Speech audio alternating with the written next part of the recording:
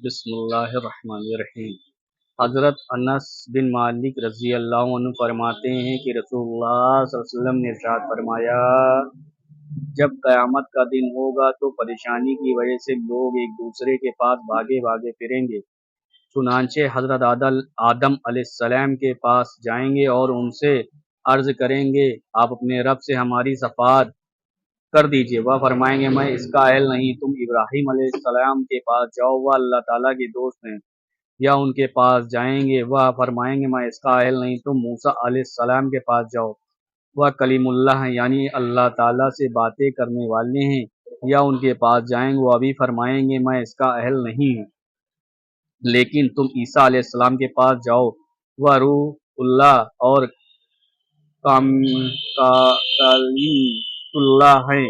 یہ ان کے پاس جائیں گے، وہ بھی فرمائیں گے کہ میں اس کا اہل نہیں ہوں۔ البتہ تم حضرت محمد صلی اللہ علیہ وسلم کے پاس جاؤ، چنانچہ وہ لوگ میرے پاس آئیں گے، میں کہوں گا بہت اچھا ہے، شفاعت کا حق مجھے حاصل ہے۔ اس کے بعد میں اپنے رب سے اجازت مانگوں گا، مجھے اجازت مل جائے گی، اور اللہ تعالیٰ میرے دل میں اپنی ایسی تعریف ڈالیں گے جو اس وقت مجھے نہیں آتی۔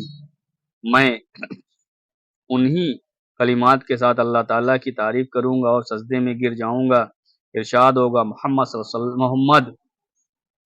علیہ وسلم، سر اٹھاؤ، کہو تمہاری بات مانی جائے گی، مانگو ملے گی، شفاعت کرو قبول کی جائے گی۔ میں عرض کروں گا، یا رب میری امت یعنی میری امت کو بخش دیجئے۔ مجھے کہا جائے گا جاؤ، جس کے دل میں جو کے دانے کے برابر بھی ایمان ہو اسے جہنم سے نکال لو۔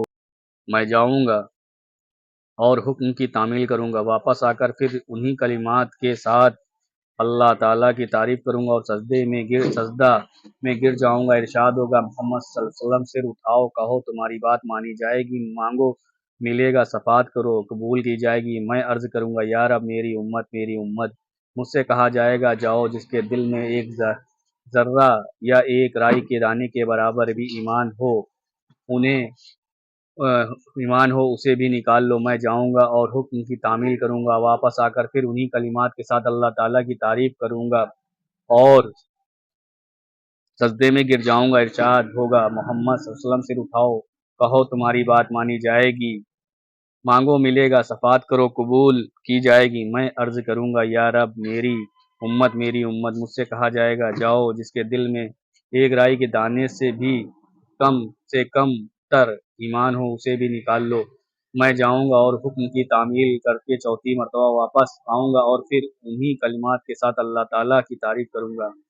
ارشاد ہوگا، محمد صلی اللہ علیہ وسلم، سر اٹھاؤ، کہو تمہاری بات مانی جائے گی، مانگو ملے گا، شفاعت کرو قبول کی جائے گی۔ میں عرض کروں گا، میرے رب، مجھے ان کے نکالنے کی بھی اجازت دی جائے جنہوں نے کلمہ لا الہ الا اللہ پڑھا ہو۔ اللہ تعالیٰ کا ارشاد فرمائیں گے، میری عزت کی قسم، میرے بلند مرتبے کی قسم، میری بڑائی کی قسم اور میری بزرگی کی قسم، جنہوں نے یہ کلمہ پڑھ لیا ہے انہیں تو میں ضرور جہنم سے خود نکال لوں گا۔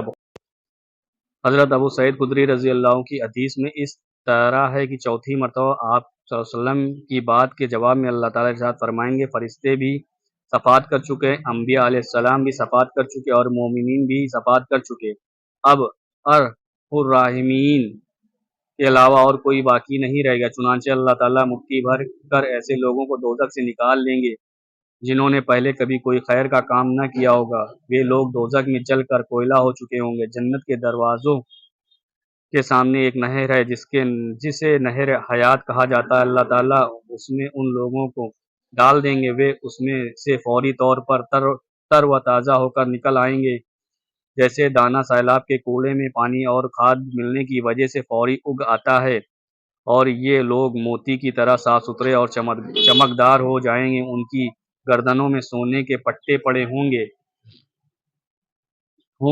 جن سے جنتی ان کو پہچانیں گے کہ یہ لوگ جہنم کی آگ سے اللہ تعالیٰ کے آزاد کردہ ہیں۔ انہیں اللہ تعالیٰ نے بغیر کسی نیک عمل کیے ہوئے جنت میں داخل کر دیا۔ پھر اللہ تعالیٰ ان سے فرمائیں گے، جنت میں داخل ہو جاؤ، جو کچھ تم نے جنت میں دیکھا وہ سب کچھ تمہارا ہے۔ وہ کہیں گے، ہمارے رب، آپ نے ہمیں وہ کچھ عطا فرمایا جو دنیا میں کسی کو نہیں دیا۔ اللہ تعالیٰ ارشاد فرمائیں گے میرے پاس تمہارے لیے اس سے افضل نعمت ہے۔ وہ عرض کریں گے ہمارے رب اس سے افضل کیا نعمت ہوگی؟ اللہ تعالیٰ فرمائیں گے میری رضا، اس کے بعد اب میں تم سے کبھی ناراض نہیں ہوں گا۔ مسلم۔ فائدہ حدیث شریف میں حضرت عیسیٰ علیہ السلام کو روح اللہ اور کلیم اللہ اس وجہ سے کہا گیا ہے کہ ان کی پیدائش بغیر باپ کے صرف اللہ تعالیٰ کے حکم کلمہ کن سے اس طرح ہوئی کہ جبریل علیہ السلام نے اللہ تعالیٰ کے حکم سے ان کی ماں کے گریبان میں پھونکا، جس سے وہ ایک روح اور جاندار چیز بن گئے۔